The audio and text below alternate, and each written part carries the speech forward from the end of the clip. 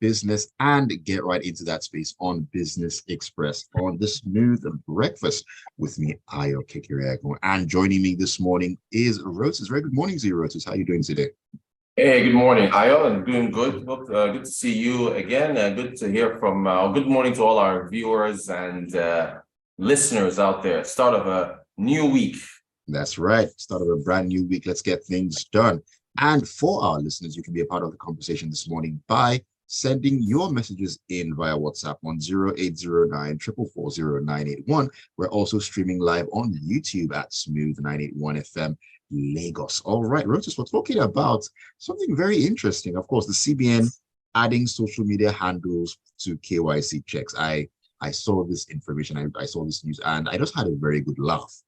Now, now, of course, we understand fully from all the reports that the CBN has included social media handles as part of the Know Your Customer checks for all the banks. Now, why have they done this? Yeah, so I think they are trying to be modern and up to date.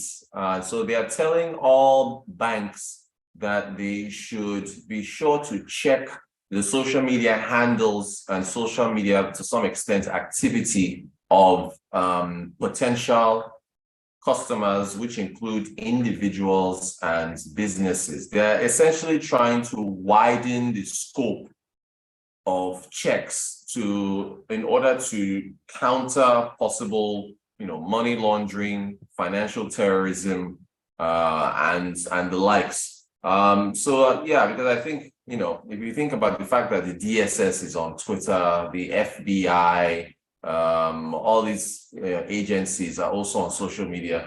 I don't think it's unique to the CBN. I think other entities around the world monitor social media behavior in order to make sure that they have a complete profile of people who are, participating in financial services. So yeah, that's essentially why they do. I think it's section 6, subsection 1 or something like that in the new guidelines that they've put out, that they sent out to banks across the country. Yeah, but Roses, looking at this, I mean, aren't there a number of loopholes that can be exploited here? If the CBN is saying the banks should get the social media handles and IDs of individuals, I mean, is it not easy for an individual to, should I say, change up whatever social media ID he has, take his picture out, change the handle, or even just create a new account to start with? I mean, there are loopholes here. Yeah, they are, but you have to remember that this is part of existing KYC requirements. So you still have to submit, you have to have a BVN in order to open an account.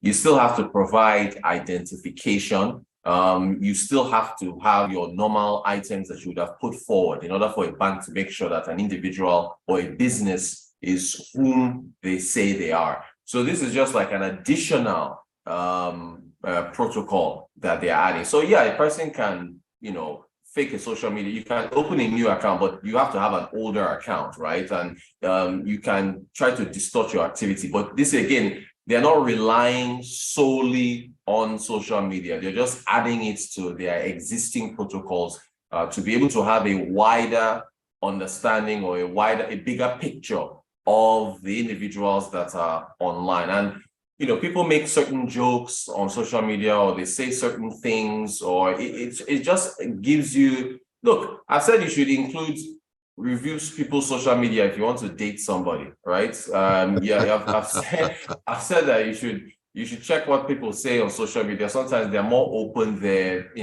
when it comes to, when you hear all these unfortunate shooting incidents that take place in the United States. They've now started using social media activity to be able to understand motives behind why these things happen. It's understood that recruitment for terrorist activities takes place there, and it's not just Twitter and Facebook or Instagram and so on. It's also on these forums where where people gather to discuss. So it's just to add to the picture. So it's not as if this is the only thing they're going to rely on when it comes to getting a full picture of the potential customers that they're going to have. All right. Now this decision definitely shows how influential social media is, or how influential social media can be, looking at how it's used all around the world. Now, this decision now, do you think there'll be pushback from individuals and businesses over this development? Well, I'm not sure there would be, because again, this is something that is employers do this, potential employers do this, right? They sometimes they don't even tell people who are applying for jobs that some of them might ask, some of them might not even ask. They'll just Google the person that is applying for a job and go online and see the kind of person that they are, which is why people have been advised nowadays to be careful of the type of things you say on social media, because it can impact whether or not the person gets a job. So, if there's pushback, the bank can always say, well, if you don't want it, then you don't have to have a bank account. You can go and hold cash if you want. And you know how difficult that could make life for an individual who chooses not to have a bank account, because then you are not a participant in the financial ecosystem. So I don't think there'll be much pushback. I mean, because again, I bring up the job example, because if there was pushback, then you don't see people upset over losing jobs or not being able to get a job because of their social media activity, or so potential employers telling them that, listen, we looked up your social media handles and we noticed that you're a troll. You're always you bully people. That's not the kind of person we want in our organization. So these practices they're being carried out in the private sector for employee screening. So I don't see much pushback from the public on the central bank requiring banks to add this to their purview. All right, let's go to WhatsApp here, where a couple of messages have come in. Gary Newton says, what of those who don't do social media or are not active on social media? Yeah, so again, if you're not active on social media, then that's fine. The bank will still have your other KYC metrics to use in order to review the potential activity or the type of person that they are screening. So again, just to keep in mind, this is just an addition. This is just something that the CBN has included and say, hey, banks, in addition to everything you've already been doing for years when it comes to know your customer requirements, identity, which is chief of it, the number one. You can also add social media. So yeah, there are people who are not active also, and it's a generational thing, I think, where you probably have more older people who are applying for bank accounts and so on, who probably won't have much of a social media presence, and yet much younger people. If you think about the fact that we're mostly a young country, majority of the people in this country are, under 21 or under 18, 60% of the population or something like that. So for newer, younger customers that are coming up, they are the ones that this will really allow the bank to add to their profile. But again, if you don't have social media, that's fine. They'll just use other means in order to screen potential customers. All right. Now, we're talking about social media. Which medium is actually used the most for customers to interact with the banks nowadays? Well, again, that's generational. So I think it's still phone calls and now social media. But then, so it's older people who still call banks over the phone in order to interact and talk about issues that they have. But younger people are increasingly using social media to talk about. And what I've noticed is something very funny. Whenever a tweet goes viral, or a popular person, a Burna Boy or Thames or a government official, President Tinubu or anybody puts out a tweet, I've noticed that young people go under the tweet, since so many people are going to be replying it, and they'll tag a bank and say, hey, this bank, you took money out of my accounts, sort it out. And the banks are very quick to respond because that is very common. It's very, so many people are doing that. I just thought it was funny when I noticed. So social media definitely for younger people is now the way that they interact with the banks. And it's led to I won't really say job growth, but it's led to banks and other financial institutions and businesses in general with a customer-facing channels, it's led them to hire people to be part of their social media teams for interaction, to where they are replying to people and trying to sort out issues online. So it's generational. If you're older, you're probably still using the phone. If you're younger, you're probably still using Twitter and so on to contact your financial institution. All right. Now, still staying with the CBN, we understand the acting governor, Should be held a meeting with the Bill and Melinda Gates Foundation.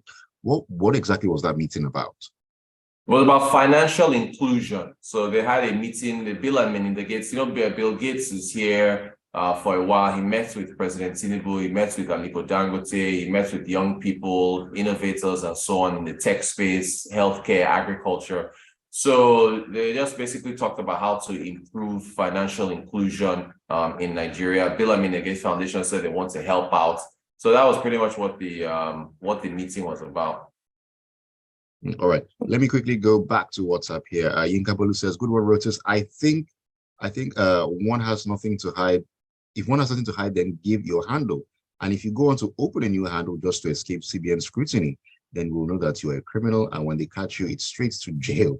And as for jobs, employers now request for your LinkedIn ID as well. Yeah. Clement says, "I think the elephant in the room in the new policy is the mandatory inclusion of the TIN, the TIN. That's from Clement." Yep. For tax purposes.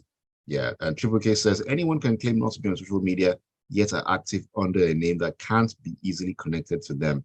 I wonder how they plan to get past that." Now, that right there is already a red flag that can't be detected. They need to refine this requirement a lot more. It's not solid. Good points. But again, it's part of the profile. So again, even if you're not on social media, the banks will just go back to what they used to use: ID, address, and so on. You have to have a BVN and all these other things. They'll still use that other stuff that they've used before the advent of social media to be able to make sure they have a good customer profile. All right, now, Rotus, let's move to Russia. Now, some say the internal crisis involving Wagner over the weekend is another reminder that Nigeria has missed out on higher oil prices. How so? Yeah, I mean, the whole thing with the Prigozhin guy threatening to attack Russian troops and say he was going to march to Moscow and blah, blah, blah. Oil prices, they jumped slightly, I think about 1% to 2%. So, again, with Nigeria's low oil production capacity, it just meant that, we're missing out. Any catalyst that pushes oil prices up, Nigeria should be taking advantage of it. Like Angola's currency has strengthened since Russia attacked Ukraine. They were able to pay down some debts and so on and so forth, but we weren't able to take advantage. So it's just a reminder that, listen, anytime any catalyst that pushes up oil prices happens, we should be able to take advantage of it. So that's just it. We just keep missing out. That's all. All right, now, so looking at that, what exactly is the number one priority for the Tinubu administration when it comes to oil production? Well, you got to stop oil thefts, and that's number one. You got to clamp down on the oil thefts to make sure that Nigeria's oil production reaches its maximum potential. And then there's also the matter of infrastructure as well, aging pipelines, revamping that infrastructure. But I would definitely say oil theft is the number one thing they still have to clamp down on. All right, let me take one more message. This is from Wenga. Wenga says, "Can this not lead to intrusion of privacy? And are we not giving too much power to the banks? Only God knows what mischief can be done with this information." Then that means employers do the same, potential employers do the same thing also. I think we're past that point. And again, the banks will say, if you don't want to give your handle, then you don't have to have a bank account. So very interesting development there. Yeah, very interesting development and very interesting times ahead. Thank you so much, Rotus, for joining me on Business Express this morning. All right, see you tomorrow. Thanks, everybody, for your messages. All right, have a great day. All right, Smooth 90.1, still so much more to come. More great music for you to look forward to. And at 7:30, it'll be time for Freshly Pressed. Stay with us and keep listening. of the Nigerian economy. We see the bigger picture. Business Express, 98.1. So this breakfast show.